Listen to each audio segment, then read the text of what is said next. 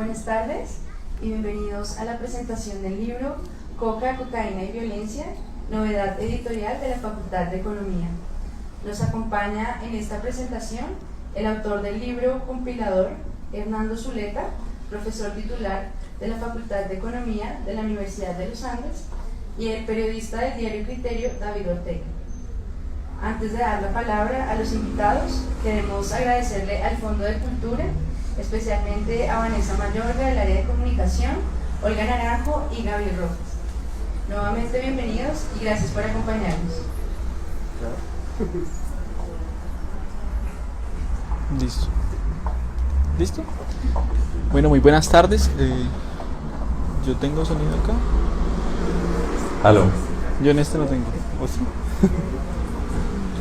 Aló. Creo que lo estaba intentando prender. Bueno, muy buenas tardes. De nuevo, gracias a ustedes por la invitación. Bienvenidos pues a esta presentación y a esta charla que vamos a tener con el profe Hernando Zuleta sobre coca, cocaína y violencia. Que pues es una recopilación de 11 investigaciones en las que trabajaron, si no hice la cuenta mal, 23 personas, 23 investigadores, pues bajo la edición, si se puede, del profesor Hernando. Yo quería empezar anotando que durante todo el libro prevalece una idea de que, y me roba algo que escuché por ahí, y es que es claro que hay un problema, unas causas y unas soluciones en todo este tema de la coca y la cocaína, y que generan desafíos en materia económica, social, de seguridad y temas de democracia incluso. Pero pues antes de entrar en el grueso de estos temas, me gustaría, profe, preguntarle por la concepción del proyecto, por el origen del libro, el por qué y digamos ese contexto que lo empuja a usted y a los demás investigadores a sacar en este momento este proyecto. Bueno, muchas gracias por el espacio. El origen fundamentalmente son mis estudiantes. Yo he trabajado en estos temas desde hace un rato ya, y cada vez que bajo las manos y digo estoy hasta el cogote de esto, aparece alguien con una excelente idea de investigación. Y entonces muchos de estos artículos son artículos de antiguos estudiantes míos que tuvieron excelentes ideas. Hay un artículo, bueno, hay como 4 artículos que no son de estudiantes. De hecho, uno es de un antiguo mentor mío que está acá presente. El capítulo número 2 probablemente es. Pero me envió el artículo, pues son 3 autores, Santiago, Diana Ibáñez y Jorge Llano. Me envió el artículo que es el de la cuantificación del PIB de la cocaína. Y entonces ese tipo de ejercicios se hicieron hace 30 años, etcétera, y nadie había vuelto a hacer el ejercicio. Entonces estuvimos conversando alrededor de ese artículo y yo los invité pues a que fuera parte del libro, porque me parece que es un ejercicio súper relevante, y que pone de manifiesto, digamos, la magnitud del problema, de la magnitud económica del problema, digamos. Después hay, repito, el origen fueron mis estudiantes, pero se fue alimentando de cosas como esta. El capítulo de Ana María Corrales, ella trabajó en la implementación del punto 4, y entonces ella apareció un día en mi oficina, me contó lo que estaba haciendo y dije, magnífico, esta cosa hay que ponerla como un artículo, y que la gente sepa cómo fue este proceso, en particular con el piloto de Briceño. Y nada, digamos que en general fue esta mezcla de cosas que me llegaron desde otras partes y contribuciones de mis estudiantes. Hay también una sensación de una paradoja, digamos, y me imagino que lo viven ustedes los investigadores mucho, y es que, digamos, el contexto de todo este incremento de los cultivos de coca y pues también de, digamos, tanto el comercio de la cocaína, está entre, digamos, la esperanza de un nuevo acuerdo de paz, pero al mismo tiempo ese incremento. ¿Cómo ven ustedes, digamos, esa paradoja? Es una paradoja trágica, ¿no? porque muchos creemos que el acuerdo de paz iba a generar unos cambios monumentales en todo el país. Y ha habido cambios puntuales, casi que imperceptibles desde acá. Y en Coca lo que hubo fue un cambio contrario al que esperábamos obtener, que fue una gran explosión de cultivos. Yo digo que más que una paradoja, y claro, es fácil decirlo muchos años después, pero más que una paradoja, un gran problema de diseño, en particular de diseño de incentivos. Entonces, el diagnóstico es, mire, esta gente no tiene muchas opciones, esta gente me refiero a los cultivadores de coca, de manera que hay que ofrecer opciones. Y además de las opciones tenemos que ofrecer como un mecanismo de transición. ¿Cómo se pasa de ser un cocalero que deriva a los ingresos corrientes de la coca a, qué sé yo, dedicarse al cacao, al café, etc.? Y claro, dado que eso es un proceso que demanda tiempo, salió la idea de las ayudas alimenticias, ayudas monetarias, etc. Sobre el papel eso está divino, pero el problema es que en la práctica la señal fue, mire, hay un retorno legal al cultivo de coca. Por encima del retorno de vender hoja de coca en el mercado ilegal. Ese retorno legal, aquí llegó otro de los autores, ese retorno legal obviamente generó unos incentivos monumentales para incrementar los cultivos. El tercer capítulo me parece que es sobre eso. Y hay otro más, el de Matilde Angarita y Juan Gelbez, que es las señales. Usted, si tiene cultivos de coca, tiene acceso a una cantidad de beneficios, si no, no tiene. Claro, hoy sabemos que eso fue un error monumental. Y repito, el problema de diseño de incentivos está presente, y creo que es súper relevante insistir en el problema de diseño de incentivos máxime en momentos como hoy, cuando estamos replanteando nuevamente toda la política y estamos hablando de paz total, etc. Todo este diseño puede estar muy bien hecho si tienen en cuenta la posibilidad de estos incentivos perversos. Sí, para llegar a ese... Para llegar a ese análisis de la problemática de los incentivos, antes como que se derriban unos mitos que hay en torno al incremento en los cultivos de hoja de coca. Tiene que ver con que entonces el incremento de los cultivos derivó en mayor consumo interno, mayor consumo en Estados Unidos. ¿Cómo es esa relación y por qué se llega a esa conclusión de que eso no tiene nada que ver?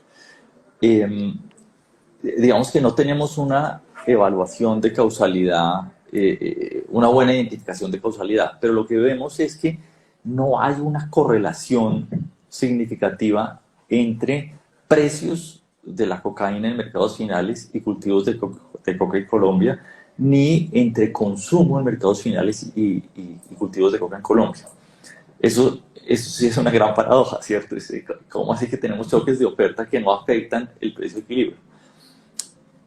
No tenemos clara la razón, pero esto abre puertas para nuevas investigaciones. Por ejemplo, no conocemos cómo son los mecanismos de almacenamiento en los mercados, mejor dicho, durante toda la transición, durante todas las rutas. Hoy sabemos que Costa Rica, Panamá, Honduras, Guatemala, todos son parte de la ruta del narcotráfico. Y sabemos que en muchos de esos lugares hay almacenaje, pero no sabemos cómo funciona eso. Una de las explicaciones posibles es, mira, al mercado final o a los narcos más fuertes les conviene un precio estable en el mercado final. De manera que cambios en la oferta de coca en Colombia se amortiguan en estas economías de transición. Esa es una posible explicación. Otra posible explicación tiene que ver con la pureza de los cargamentos. Básicamente, aumentos en cocaína, la oferta de cocaína pueden generar mayor pureza en el mismo número de toneladas. Eso no lo sabemos. Encontramos esa aparente paradoja, y esa paradoja es importante para efectos de política, en el sentido de, bueno, porque es que tenemos política antinarcóticos. Si el objetivo es reducir el consumo vía aumentos en precios, la erradicación de cultivos o el control de cultivos, no sé si es con la erradicación o constitución, no está funcionando. Durante todos los capítulos uno tiene como la sensación de que siempre queda ahí como que se descubre una falla en ese enfoque de la política pública, de la política de drogas, siempre quedan unas recomendaciones y una de las primeras que aborda el libro es el tema de la métrica, de medir todo en torno a la hoja de coca, digamos, y después se habla de las interdicciones que son un poco más efectivas. Ahondemos un poco en ese tema, digamos, ¿por qué es equivocado medir la política de drogas en hectáreas de hoja de coca? Ok, déjame hacer una cualificación. Digamos, si estamos hablando de política de drogas, no es adecuado mirar hoja de coca, porque lo que nos interesa es cuánta cocaína llega al mercado final, ¿cierto? Entonces, si uno mira solo hoja de coca, está ignorando parte fundamental del esfuerzo antinarcóticos en Colombia, que son las incautaciones, por ejemplo. Hay años en que las autoridades nacionales han incautado más del 60% de la cocaína potencial. Eso es una barbaridad. Y entonces, si lo que nos interesa es la cocaína que llega al mercado final, pues tenemos que tener en cuenta eso. Bueno, en el cálculo del PIB de la cocaína, los autores tienen en cuenta eso. Ellos extraen las incautaciones a la hora de hacer los cálculos. Pero, en general, cuando pensamos el problema del narcotráfico en Colombia, pensamos en hectáreas cultivadas.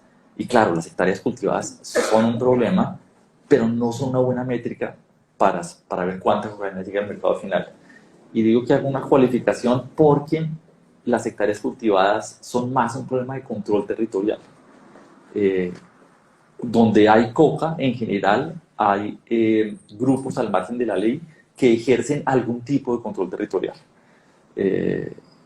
Entonces, por eso digo, la hoja de coca no es una buena métrica cuando hablamos de narcotráfico, pero es un problema cuando hablamos de control territorial. Y retomando precisamente ese punto, ¿qué nos dicen, digamos, las cifras de lo que ustedes llaman interdicciones en el sentido de incautaciones, de destrucción de laboratorios? Okay. Entonces, llamamos interdicción tanto destrucción de laboratorios como incautaciones. Y el artículo de Juan Pablo Cote, que no recuerdo qué capítulo es, lo que está mirando es si este tipo de mecanismos tiene algún efecto sobre cultivos. Y es una pregunta relevante, porque claramente destruir laboratorios de cocaína implica que se destruye la capacidad de transformación. Y en ese sentido se le pega a la oferta de cocaína. Con incautaciones, pues el efecto es claro.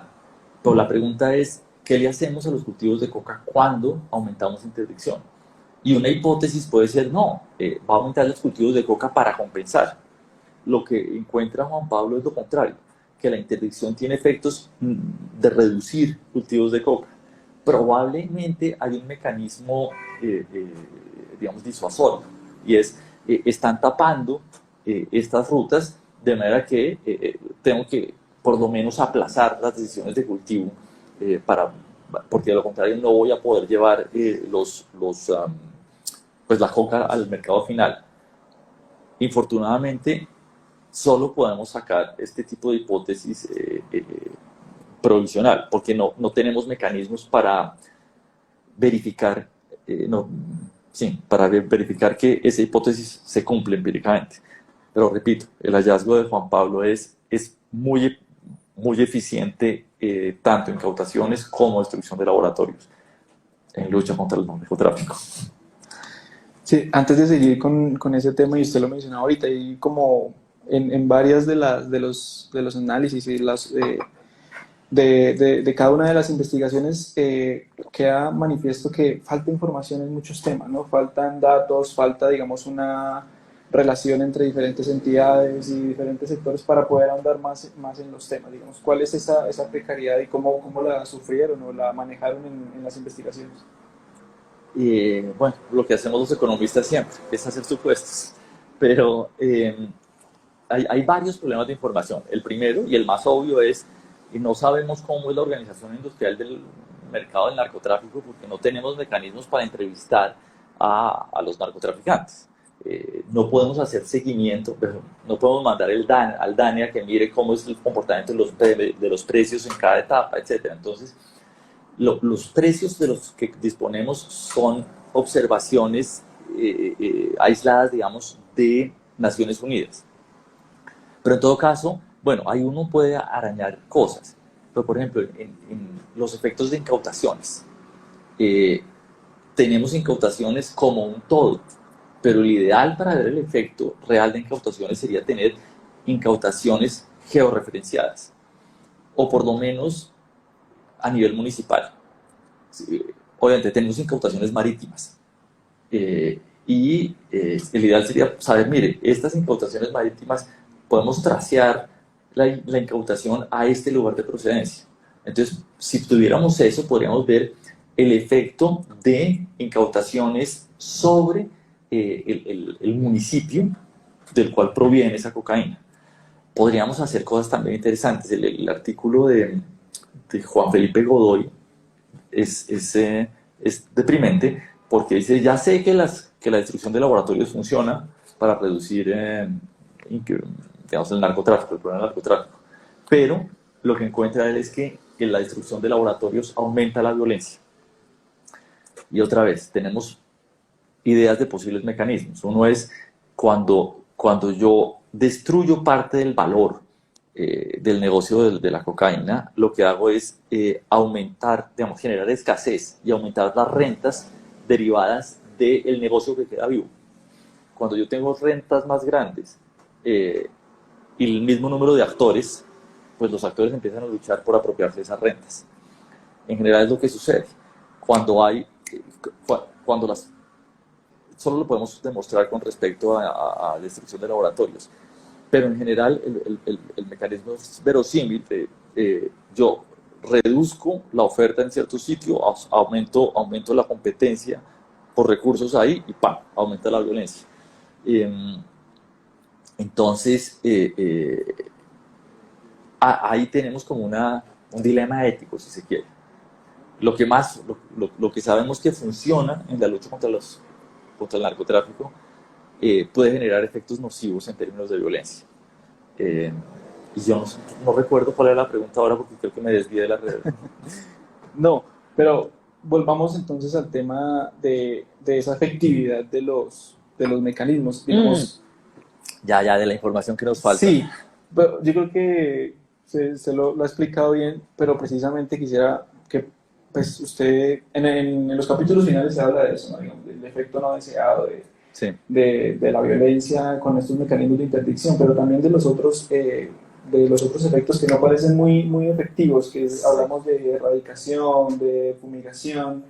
¿Cuál es, digamos, el punto medio entre esas dos formas de ver el problema? Y lo malo de todo esto es que yo soy hoy supremamente pesimista, digamos, por lo menos con los mecanismos que hemos usado hasta ahora.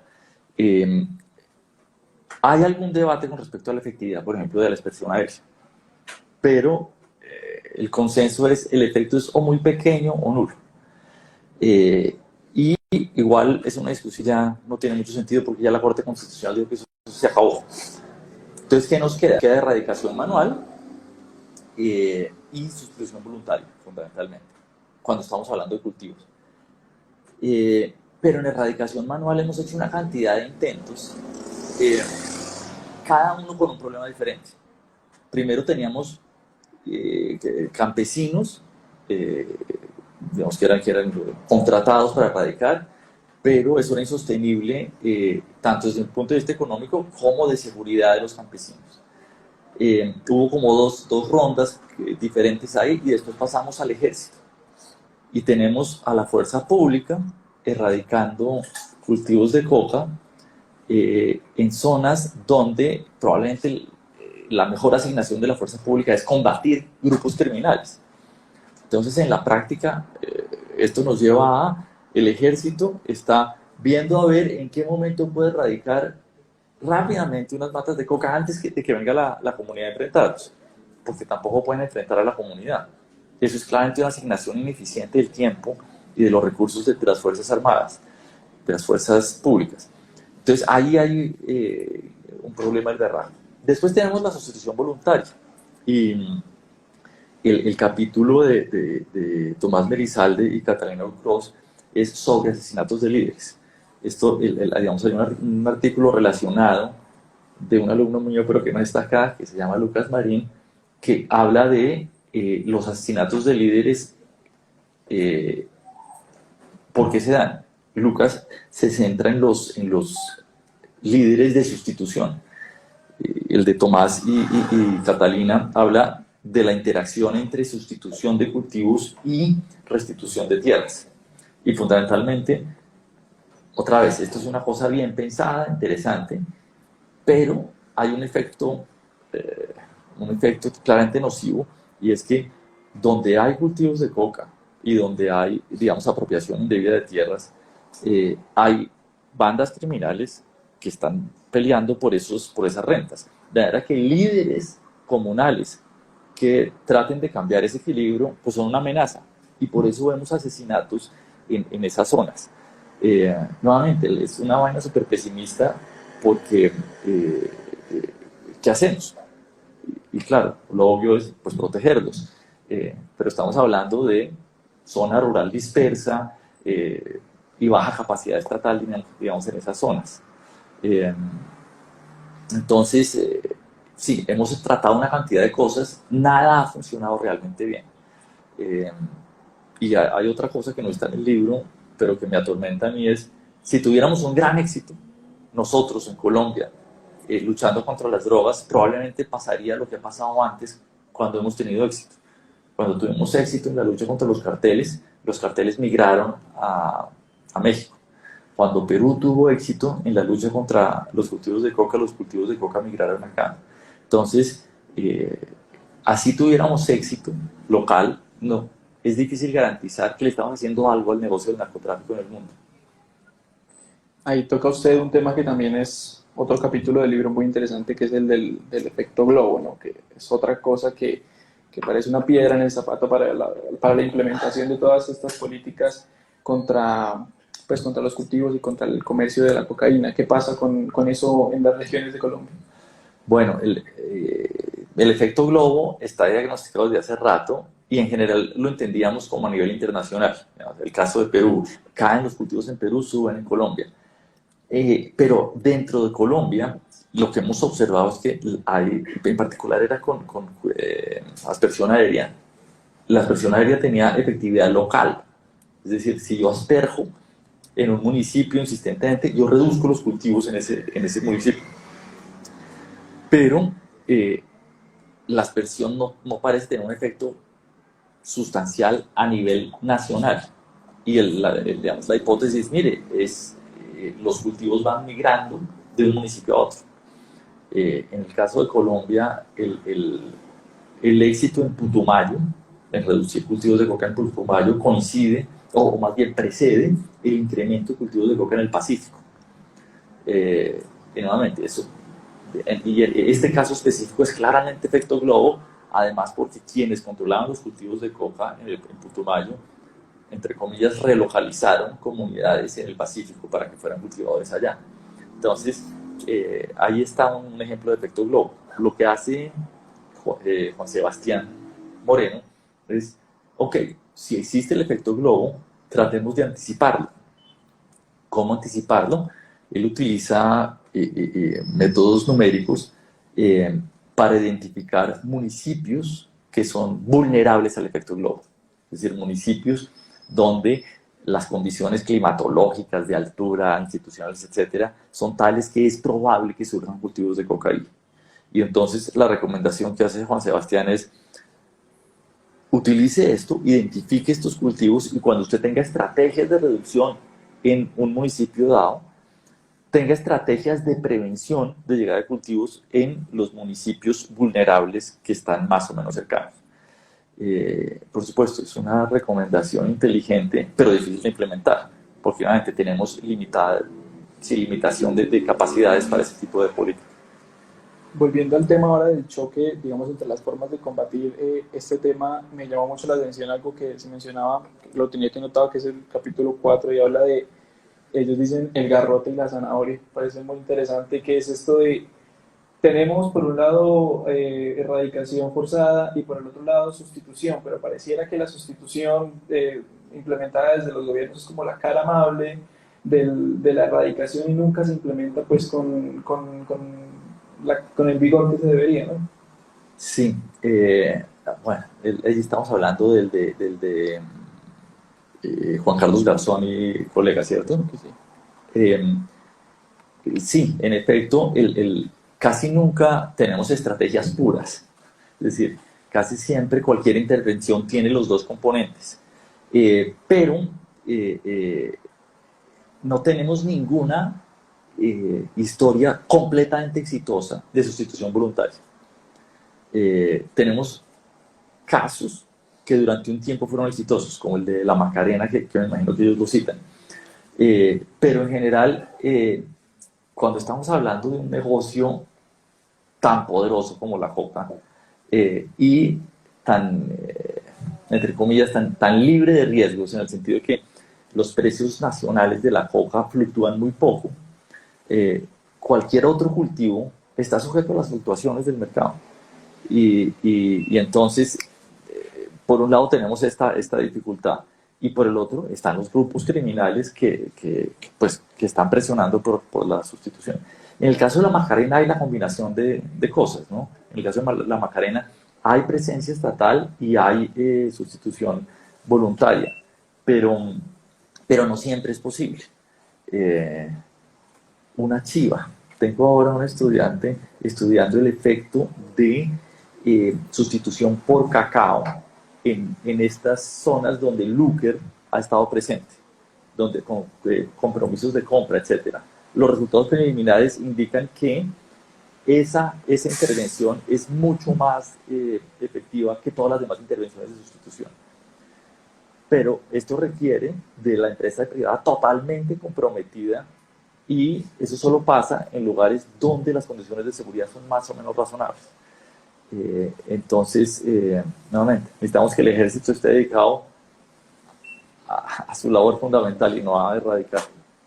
Si usted dice que no hay ningún caso de éxito, digamos el capítulo de Briceño es muy tajante en eso, en decir cómo todo el proceso también falló desde el inicio. ¿Cuál, digamos, puede ser el futuro o el presente de ese programa de sustitución voluntaria, teniendo en cuenta, digamos, los cambios de gobierno, teniendo en cuenta, digamos, todas las fallas que ya existen y que son muy estructurales? Ok, esa pregunta es trampa porque yo no sé la respuesta, pero digamos que hay una cantidad de cosas que sabemos, ¿cierto? Entonces, una de las cosas que sabemos es que hay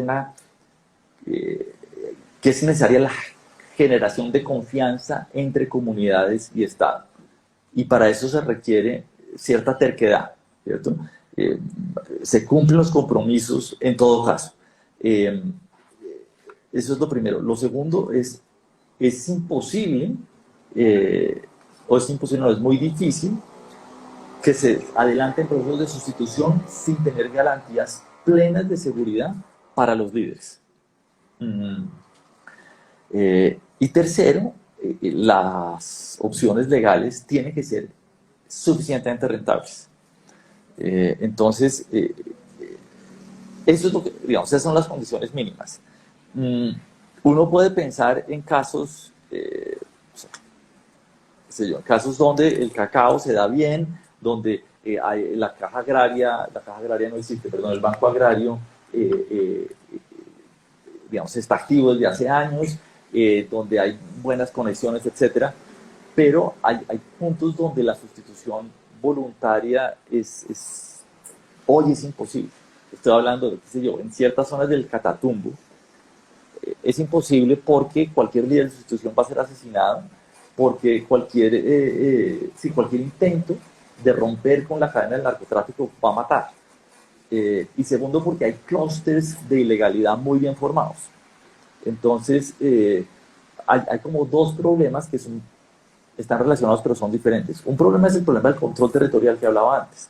Cuando el control territorial lo ejercen bandas criminales, ahí no hay ninguna opción de acción estatal amable.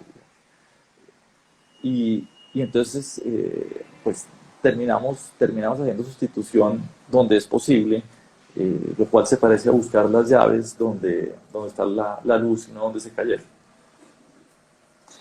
Digamos, y eso lo hablaba usted ahorita antes de pasar al otro tema, el último capítulo es muy interesante en ese sentido de lo que usted hablaba de, se necesitan opciones, pero opciones rentables, se necesitan opciones que sean muy, pues que de verdad signifiquen un cambio para estas regiones que, pues para los cocaleros, de alguna manera. Quisiera que nos contara un poco de ese experimento que se hizo con el tema de los créditos y pues de cómo funcionaría en ciertas regiones, no sé, en el cacao, en otras el plátano, el arroz. Sí. Ese es uno de los capítulos más interesantes. Entonces, digamos, el ideal para un proyecto de sustitución sería conocer las características de los suelos, el tipo de cultivos que funcionaría ahí, la distancia a los mercados, etcétera, para determinar cuál es el mejor cultivo posible. O no tenemos esa información. Pero tenemos una información indirecta, gracias al Banco Agrario. El Banco Agrario tiene presencia en todos los municipios del país y tiene un portafolio de créditos para diferentes tipos de cultivos. Entonces, vía el Banco Agrario, yo puedo saber qué tipo de cultivos tiene mayor tasa de reparto en cada municipio. Y eso es un indicador indirecto de qué cultivo es rentable. Entonces, este artículo lo que hace es identificar municipio por municipio cuáles son los cultivos financieramente más rentables, y en ese sentido nos da una guía de, si no hiciéramos nada más, si no llevamos carreteras hasta esas áreas, sino dadas las situaciones actuales, qué tipo de programa de sustitución o qué tipo de cultivo podría ser parte de un programa de sustitución exitoso. Y creo que esa es una herramienta que a nadie se le había ocurrido, incluido a mí, que se me ha ocurrido esa herramienta que debería estar utilizando el gobierno. Por supuesto, no es la única, pero claramente es una herramienta súper interesante. El otro tema que me parece muy novedoso, que tal vez no esté como en el dominio público, es el tema del valor del negocio, ¿no? De lo que hablamos del segundo capítulo, y es, hay unos impactos poco comentados, estamos hablando de temas de seguridad, de temas pues de lo que ya habíamos hablado de democracia y demás, pero ¿cuáles son esos impactos macroeconómicos del negocio de la cocaína? Pues, el artículo lo trata toda la cadena, pero ¿cuáles son esos, digamos, esas cosas que no se comenta tanto? Sí. De hecho, en épocas de Pablo Escobar, la cocaína era súper importante en el país, digamos, macroeconómicamente. Fuera de Colombia, hay una cantidad de economistas que piensan que aquí nunca hubo una crisis cambiaria por el flujo de dólares del narcotráfico. Y claro, en épocas de Pablo Escobar esta era una economía mucho más pequeña, mucho más pobre, y casi que el 100% de la cadena le pertenecía a colombianos. Es una exageración, pero digamos, ahora la cadena está mucho más fragmentada internacionalmente. Entonces, los grupos narcotraficantes de México se quedan con una buena proporción del negocio. No sabemos cuánto, pero se quedan con una buena. Ahora, a pesar de que nuestra economía es más grande, lo que tenemos es mucho más cocaína de la que se producía entonces. Por dos razones, porque tenemos mucha más coca y mucha más eficiencia en la producción de cocaína. Entonces, igual aquí tenemos a los tres autores de ese capítulo. Si quieren ahora les damos la palabra para que nos expliquen mejor, pero el punto es, a pesar de que gran parte se está yendo, gran parte del valor agregado de la cocaína se está yendo, hoja de coca y base son colombianas, y un porcentaje de la producción final es colombiana. Entonces, lo que encuentran ellos, si mal no recuerdo, es que desde 2012 empieza a crecer nuevamente el ingreso, no solo el ingreso de la cocaína, sino como proporción del PIB. Y ahora llegamos, qué sé yo, obviamente aquí hay, como dije antes, hay que hacer supuestos, pero entonces podemos estar hablando de hasta 2% del PIB, dependiendo de los supuestos que se hagan. Que es, digamos, con el valor agregado de la cadena habla de 1,8 y 1,6. Exacto. ¿Qué tanto es eso, digamos? Es un ¿Cómo jugo. dimensionar eso? Dejemos la palabra a ellos porque es un jugo. Esto es más que, la participación del café, hoy por hoy. Todo el mundo, cuando yo le digo el café es tanto, la cocaína puede representar más que el café. Eso es importante. 2%, fíjense que la reforma tributaria está buscando más o menos 2 puntos del PIB. Bueno, dependiendo de los supuestos que hagamos, podemos estar hablando de esa magnitud. Entonces sí puede ser importante, sobre todo en una economía que es más o menos cerrada, como la economía colombiana. Vemos que las exportaciones como proporción del PIB son una cosa pequeña en Colombia comparado con países como Chile, etc. Entonces sí puede tener un efecto macroeconómico, no como el petróleo, pero sí puede tener un efecto macroeconómico importante. Pero hay otro efecto, y es que ese 2% o ese 1.6% está en manos de muy poca gente. Entonces la capacidad de corrupción que tiene el negocio es gigantesca. La capacidad ¿cómo se llama?, de deterioro institucional. Bueno, hace poco precisamente estábamos en una discusión al respecto de qué tan importante es macroeconómicamente. Es importante, pero además, dada la concentración del negocio, el potencial de daño es gigantesco. No sé si ustedes quieren... ¿Quieren le trasladamos la pregunta a ellos para cerrar este tema?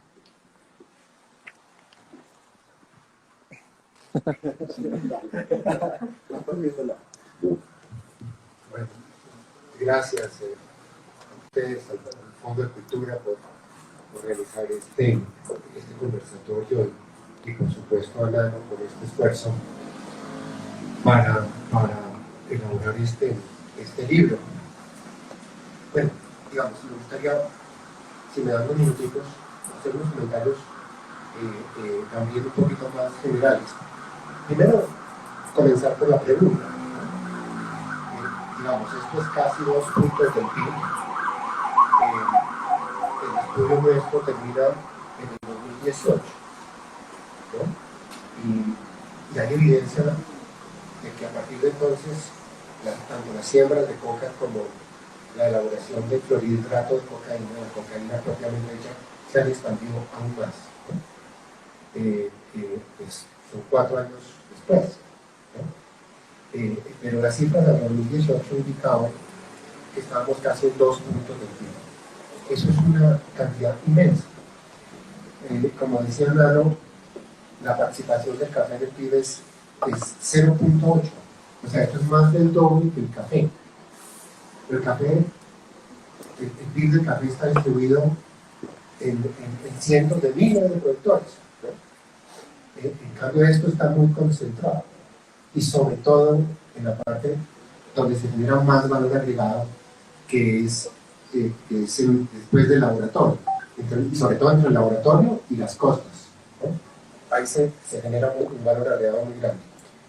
No es tan grande como dijo Nano en la época de Pablo Escobar, porque en esa época los colombianos controlaban hasta la distribución al letal en muchas ciudades de Estados Unidos, o sea, toda la cadena, ¿no?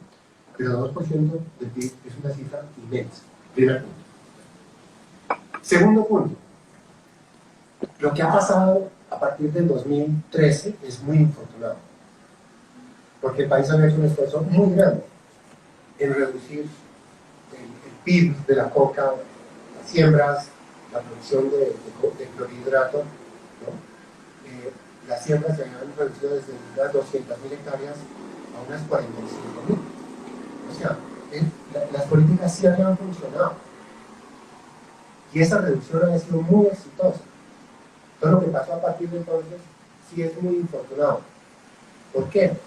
Pues porque este negocio volvió a crecer y este negocio siempre ha estado unido a la violencia, ¿no? El control de grupos armados sobre las áreas de coca, esa correlación siempre ha sido 1 a 1. Más coca, más grupos armados ilegales, más violencia, ¿no? Entonces se volvieron a disparar y sí hubo acuerdo con las FARC, pero ahí mismo vinieron las disidencias de las FARC. El ELN se disparó también otra vez a medida que volvían a crecer los cultivos y el negocio. que ahora hay una proliferación de grupos armados ilegales que no gigantesca, ¿no? No solo son las disidencias. Mire, esto parece una exageración, pero una persona que trabaja en la JEP nos decía en una tertulia de economistas que más o menos han identificado 1000 grupos, o sea, con bandas más 1000, ¿no? El gobierno piensa negociar con 35, o sea, 35 son las más grandes, o sea, eso de la paz total es con las 35 más grandes, ¿no? Pero un poco la idea es que mientras haya cultivos de coca y haya exportación de clorhidratos, usted va a negociar con los jefes, ¿no? Y los jefes se van a entregar y les van a dar pues el 10%, imagínense cuánto las van a economía, el 10% de lo que tienen. Entonces, ¿cómo va a ser la sobrefacturación de los ilícitos, ¿no? Y a eso le calculan el 10%, en fin, ¿no? Pero entonces entregan los jefes y si este negocio sigue, pues van a venir otros, ¿no? Entonces eso realmente yo soy muy pesimista de eso. Y finalmente, quiero repetir un argumento de Hernando Gómez Bonilla. Ustedes conocen a Hernando Gómez, saben quién es. Él escribió un libro muy bueno sobre la historia de Colombia, donde trata todos estos temas. Y él básicamente dijo, mire, no se hagan ilusiones. La coca, mientras nosotros vivamos, jamás va a ser legalizada en el mundo. Jamás. Porque eso va a ser legal y entonces este problema se va a acabar, ¿no? Y eso sí implica al país, en términos de políticas, unos retos gigantescos, ¿no? Porque yo veo que no queda de otra que volver a un esfuerzo individual. En esto no nos va a ayudar ni Estados Unidos, ni la Unión Europea, ni Maduro, ni los nada, ¿no? Y que nos va a tocar volver a erradicar esto en el esfuerzo de nosotros. ¿Cómo? No sé, ¿no? Pero el país no es viable, ¿no? Con esta cantidad de plata, estos 2 puntos de PIB concentrados en muy pocas personas. Es que esos son, miren, medidos en pesos de este año, son como 22, 23 billones. Un punto del PIB en pesos del próximo año son 15 billones, o sea, estamos hablando de 30 billones, y estos son los cálculos del 2018. Esa cifra va a ser mucho más grande ahora. Eso es mucha plata para financiar grupos armados ilegales, como decía Nano, para financiar campañas, corrupción, todo lo que ustedes así, con este negocio nosotros como país no somos claros. Y perdonen que me das este video. No se preocupe. Profesor, quisiera como hilar un poco con lo que acaba de decir el doctor Santiago, y es hablar, saliendo un poco, digamos, del tema del libro. ¿Usted qué opina de ese tema del que habla él, digamos, y de esa? Porque hay una, digamos, en este capítulo más también sobre los cultivos y sobre el tema, y en otros tratan un poco de salirse de ese enfoque y le dan como una esperanza de alguna manera. Sí, bueno, creo que hay lucecitas al final del túnel en algunas cosas. Yo comparto el pesimismo en gran parte, pero hay cosas interesantes. Hay otro artículo que es una tesis de un estudiante mío que no alcanzó a salir para estar en el libro, que se llama Daniel Hernández, y es el impacto de jornada escolar única sobre cultivos de coca. ¿Cómo es eso? Es fabuloso porque la jornada escolar única tiene 2 efectos directos. El primero es mejora el rendimiento escolar, y el segundo es, pues, hace que los estudiantes estén en el colegio mayor parte del tiempo. En esos colegios, en zona de cultivos, en los cuales hay jornada escolar única para el bachillerato, hay menos cultivos de coca, fundamentalmente porque se le roba a los cultivos de coca mano de obra altamente productiva, que son estudiantes de últimos años de bachillerato.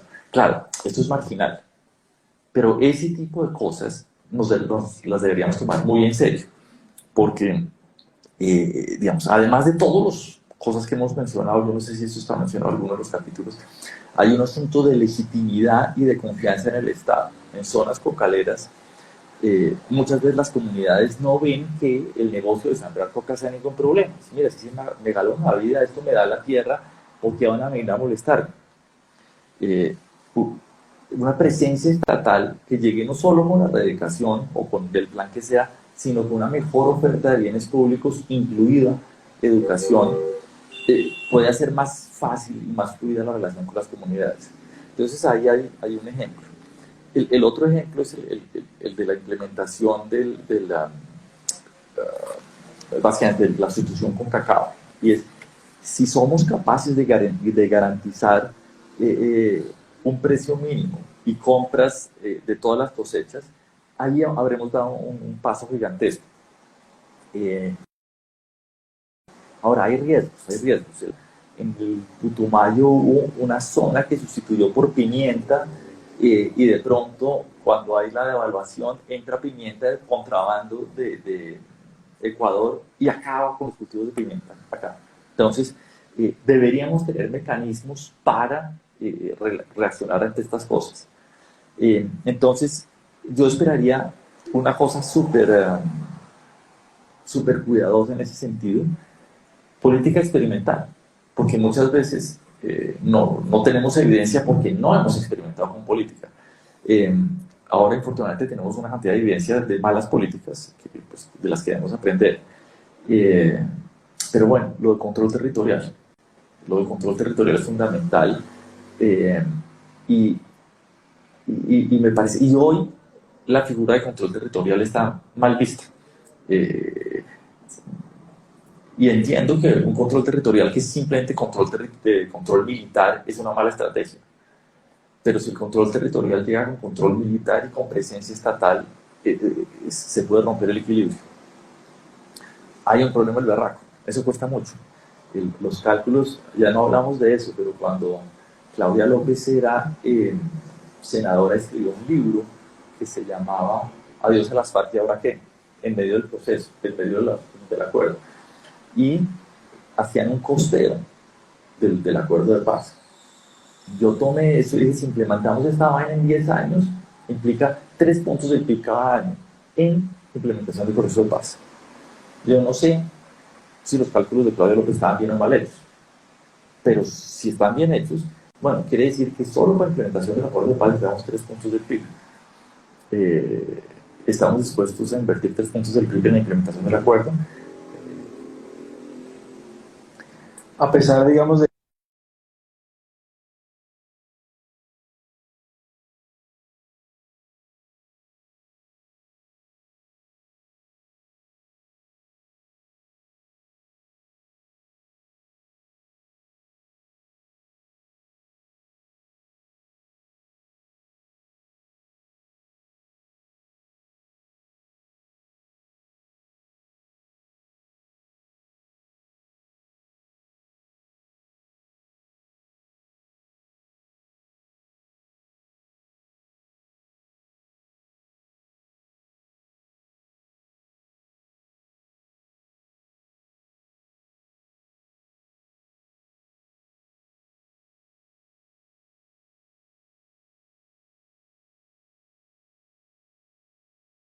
y probablemente deberíamos dedicarle algún tiempo a este acuerdo.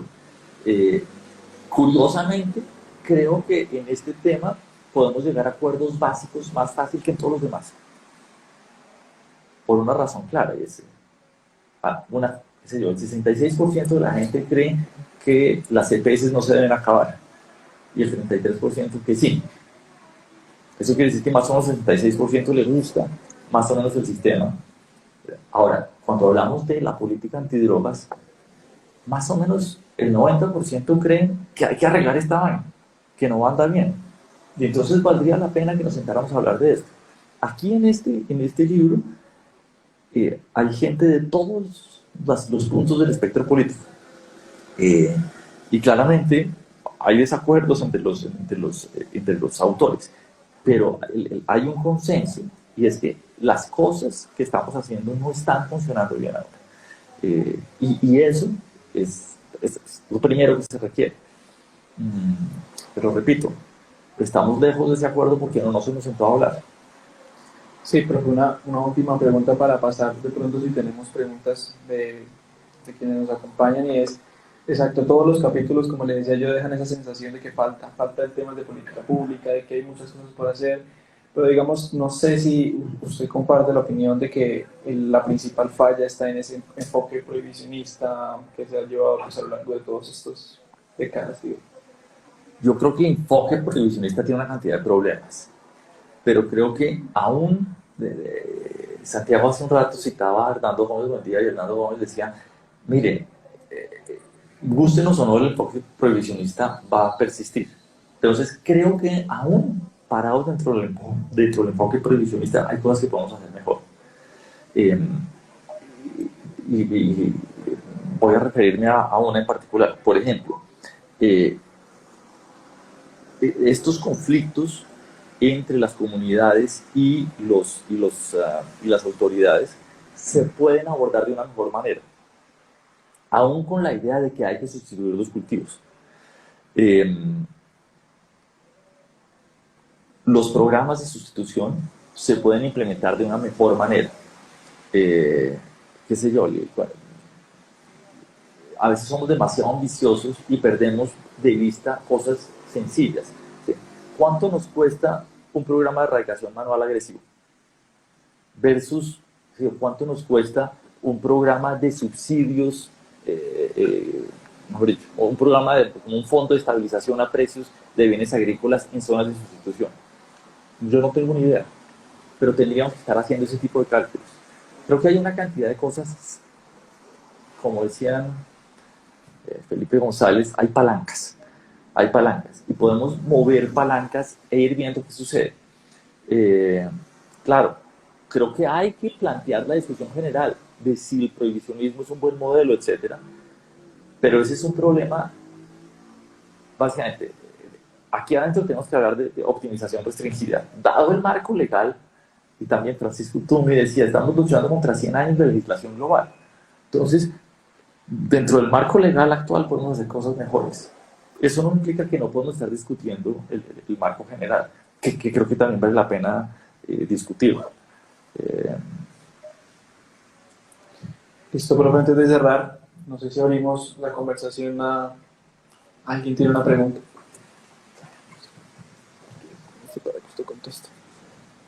Muchas gracias, profesor, por ese libro, porque yo creo que ese es el problema más tenaz que tenemos hoy en día en Colombia. Cuando uno anda y encuentra problemas de corrupción, etcétera, llega a este tema de narcotráfico. Yo tendría otras preguntas. Es cierto, digamos que ese tema del control territorial, por ejemplo, en Buenaventura, el 1 de septiembre, que hubo el conflicto en el barrio Juan 23, que hubo unas balaceras entre dos grupos, entre los chotas y la empresa, que se dividió como en dos partes. El tema del conflicto fue el cuidado de los bancos, si llaman ellos, donde está la droga y donde está el dinero. Entonces eso genera otro tipo de violencia, como bien lo decía, ¿cómo se guarda eso? Eso genera otra violencia grave. Buenaventura es como el ejemplo.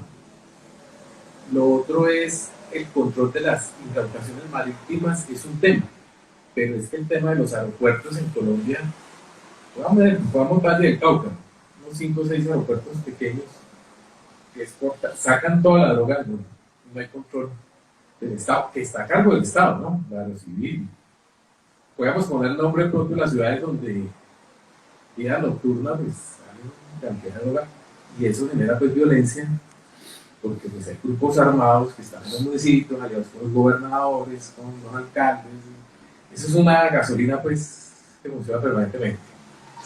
Y el otro comentario que daría es, sí, el tema de las entrevistas sería interesante porque las instituciones se van acomodando. Entonces, por ejemplo, el ejército ahora tiene una unidad que se llama el CONAR, que está encargada de la erradicación. Y uno habla con ellos y se pregunta, bueno, ¿cómo están haciendo con este tema tan complicado que es la erradicación? Y hablaba con uno de ellos y me decía, no, la cosa es negociando, porque uno llega a las comunidades y les dice, ¿cuánto me deja erradicar? Negociemos cuánto vamos a erradicar. Entonces, erradíqueme un 50% y le dejo otro 50% pues, para que usted pueda sobrevivir y todo eso. Entonces, hoy en día no se han vuelto a presentar precisamente conflictos con el ejército, porque el ejército ya aprendió en terreno a negociar con las comunidades, es decir, yo necesito el video, necesito las fotos, la planilla, para mostrar que cumplí con mi tarea, y ustedes pues sigan con un porcentaje para poder sobrevivir y para que sigan trabajando. Entonces, eso es, ya eso, la institucionalidad se perdió y se acomodó como al modus operandi del campo. Entonces, yo creo que toda institución que meta uno, al ratico ya se termina adaptando al territorio, se termina como acomodando, porque pues no hay otra salida, es que de verdad, no veo otra salida, porque por el lado institucional, pues, las instituciones no funcionan, están cooptadas regionalmente, nacionalmente. El tema de la DIANE, Buenaventura, es un tema miedoso, bueno, etcétera, aerocivil. Ese es un tema que me toca. Entonces, estamos como en un laberinto, ¿cierto? Dando vueltas y verdad, muy buena la contribución. Ya vendría, ya es como más lo de texto, lo que tú decías, profesor, de ver cómo se le mete eso más en entrevistas de campo. A ver cómo estamos en la realidad, ¿no? Pero muchas gracias por el libro y vamos a leerlo con mucho detenimiento, pero si estamos trabajando en campo, estamos viendo día a día esos temas, ¿no? Muchas gracias por el comentario. Eso me lleva a otra historia, y es los mecanismos no coercitivos de reducción de daño, digamos. Sin daño, Y a veces, digamos, ese es un equilibrio en el que en el corto plazo puede ser preferible. Y es, nos hacemos pasito y reducimos la violencia. Sí, el problema es que esos equilibrios suelen ser inestables, ¿cierto? Cualquier perturbación. Sí. Pero es un, ¿cómo se llama? Es una tentación muy grande. Ustedes habrán oído el nuevo enfoque del presidente mexicano, de Andrés Manuel López Obrador, que dice, no, abrazos en lugar de balazos. Un poco es, si yo sigo con la lucha frontal, nos vamos a terminar matando todos acá. Entonces tratemos de hacernos pasivos. Eso es, digamos, es una tentación, pero es súper riesgoso. Y claro, la capacidad de corrupción es gigantesca. Es muy complejo. Muchas gracias en todo caso.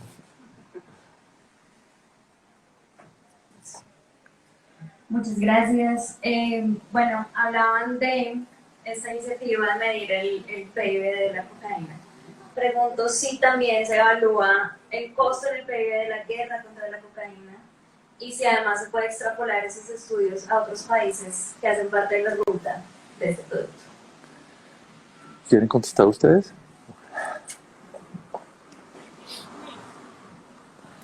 No, en este trabajo no medimos, digamos, esa sería más como lo que estudiamos nosotros antes, cuando en la universidad, que es una materia que un poco se acabó, que es la evaluación social de proyectos, ¿no? en que se miden no solo, digamos, la rentabilidad directa de un proyecto, o en este caso el PIB, ¿no? Sino otros impactos más indirectos que son igualmente relevantes, ¿no? como el que usted está mencionando. Y uno podría pensar también en medir otras cosas, por ejemplo, cuando se habla del glifosato, ¿no? El impacto sobre el medio ambiente, sobre la salud, ¿no? Y eso hay que hacer, pero también el impacto sobre el medio ambiente de las siembras de coca y sobre la salud, ¿no? Se calcula que para sembrar una hectárea de coca, usted destruye 4 hectáreas de bosque húmedo tropical. 4, ¿no? Y usted contamina los ríos y las quebradas, bueno, con ácido clorhídrico, con ácido sulfúrico, con cemento y con otras cosas, ¿no? Entonces un poco cuando uno mide, digamos, el impacto del glifosato, tiene que debería netearlo con el impacto también en el medio ambiente y en salud de de la misma siembra de coca y de los laboratorios y de lo que estos contaminan. Ese ejercicio tampoco lo he visto. El neteo entre esas dos cosas, ¿no? Pero usted tiene toda la razón. Uno debería incorporar estas otras cosas para tener el cuadro, digamos, más global del impacto de... Y bueno, y lo que hablamos antes sobre la corrupción, sobre la violencia causada por los grupos armados ilegales, por el asesinato de líderes sociales que quieren sustituir y los matan porque no quieren seguir sembrando, ¿no? Incorporar todos esos efectos. Yo quiero añadir una cosa, y es que el ideal sería poder cuantificar el valor de toda la cadena, ¿cierto? Y digamos, con metodologías de ese estilo, uno podría intentarlo. Pero no conozco ningún, digamos, sé que la DEA hace estudios de los flujos mundiales de cocaína por todas las rutas. Pero digamos, esto ilustra los problemas de números que tenemos. Es que para que si los datos de las rutas que da la DEA son correctos, el mercado internacional de la cocaína es como 10 veces la producción potencial de cocaína. Como 10 veces. Es posible vía rendir la cocaína. Pero entonces la multiplicación, pues sabemos que la precio en mercados finales es miles de veces mayor que acá. Entonces, el tamaño del negocio a nivel global tiene que ser una bestialidad. Una bestialidad. No, repito, no conozco ningún estudio que cuantifique el PIB global de la cocaína. Con respecto a los costos de la lucha contra las drogas, esa es una pregunta que ha ganado mucho fuelle en los últimos años. Y es, ¿cuál es el objetivo de la política antidrogas? Puede ser reducir el consumo, puede ser reducir los malos hábitos asociados al consumo, puede reducir la oferta, pero uno de los objetivos es reducir el daño asociado con la lucha contra las drogas. Y ahí creo que se ha avanzado mucho en el lado del consumo, de reducción de daño en consumo, en consumidores problemáticos.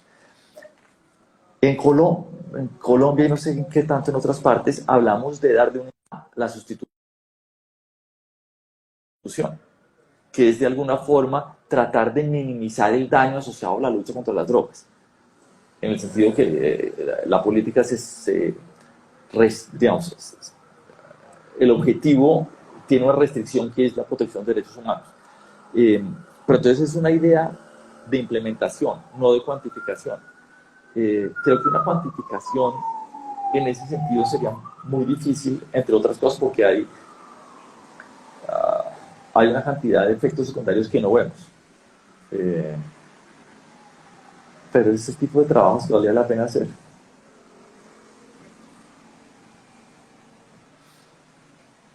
Sí, yo mencionaría frente a los costos que efectuando el ejercicio fue realmente difícil llegar incluso a los costos que se involucran en la parte de la producción. Precisamente porque pues esto es una economía informal, se trata de llegar a algunos puntos y finalmente uno conoce más, digamos, los precios finales, pero la cadena inclusive de la misma producción es complicada. Ahí es donde también es muy importante tener mayor información. La ONU nos concedió, digamos, mucha información asociada a los costos, pero también como uno no la produce, realmente, pues, digamos, hay muchas cosas que todavía son un vacío. Cuánto utiliza, cuánto... Y creo que aún así, a lo que tú te refieres, inclusive puede ser por ahora todavía más incierto, pero sería muy interesante lograr algo que pudiera tener estos costos globales.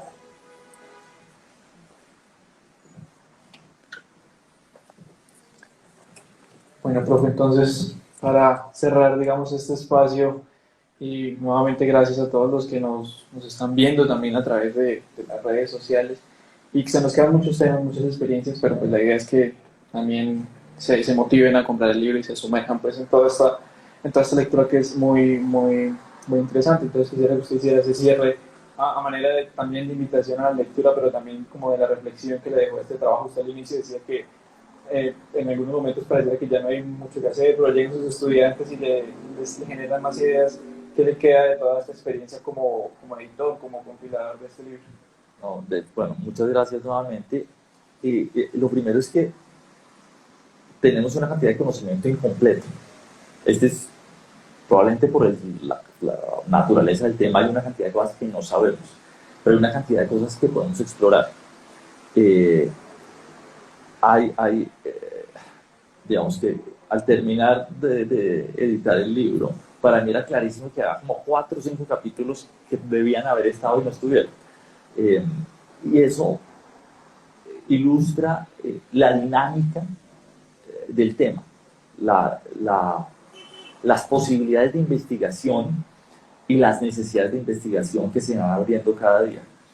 El otro fenómeno que siempre me gusta repetir es que nosotros podemos sacar regularidades empíricas con base en la observación del pasado, pero eso no implica que esas regularidades empíricas vayan a seguir siendo ciertas hacia el futuro, fundamentalmente porque estamos hablando de agentes que se ajustan cuando cambia la política económica, cuando cambia la política de drogas, cuando cambia la política en general. Entonces, este es uno de los temas en los que hay que hacer seguimiento de la política permanentemente. Y yo esperaría que surjan muchos más trabajos, ojalá tomando este como base. Muchas gracias nuevamente. Muchas gracias a ustedes y pues queda la invitación del libro.